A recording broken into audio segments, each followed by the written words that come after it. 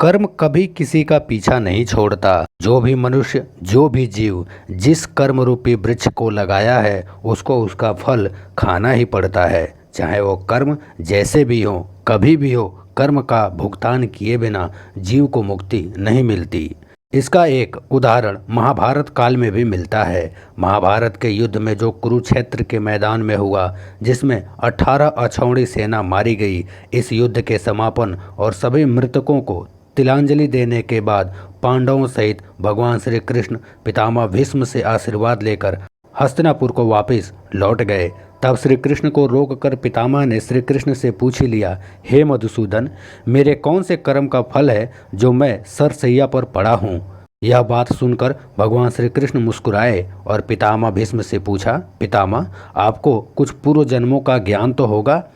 इस पर पितामह ने कहा, हाँ मधुसूदन, मुझे अपने 100 पूर्व जन्मों का ज्ञान है कि मैंने कभी किसी व्यक्ति का कभी भी अहित नहीं किया। इस पर श्री कृष्ण मुस्कुराए और बोले, हे पितामह, आपने ठीक कहा कि आपने कभी किसी को कष्ट नहीं दिया, लेकिन 101वें पूर्व जन्म में आज की तरह तब भी आप एक राजवंश में जन्म लिए थे और आपके पुण्य कर्मों से बार बार राजवंश में जन्म लेते रहे। लेकिन उस जन्म में जब आप युवराज थे तब एक बार आप शिकार के लिए जंगल गए थे। तभी आपके घोड़े के अग्रभाग पर करकैंटा एक वृक्ष से नीचे गिरा। आपने अपने बाण से उठाकर उसे पीठ के पीछे फेंक दिया। उस समय वह बेरिया के पेड़ पर जाकर गिरा और बेरिया के कांटे उसकी पीठ में धंस गए, क्योंकि पीठ के बल ही जाकर गिरा था।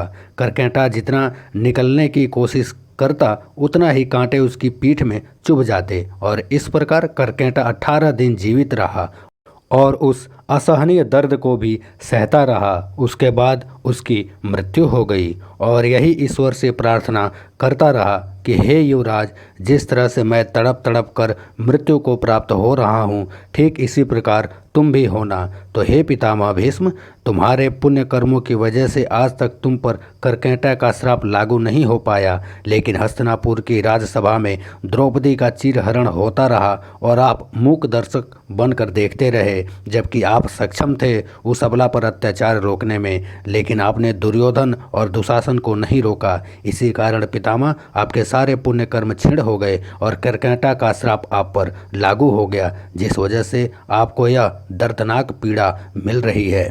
उस समय भीष्म पितामह के माध्यम से भगवान ने पूरे संसार को संदेश दिया कि कर्म का फल भोगे बिना किसी भी मनुष्य, किसी भी व्यक्ति, किसी भी जीव की मुक्ति असंभव है।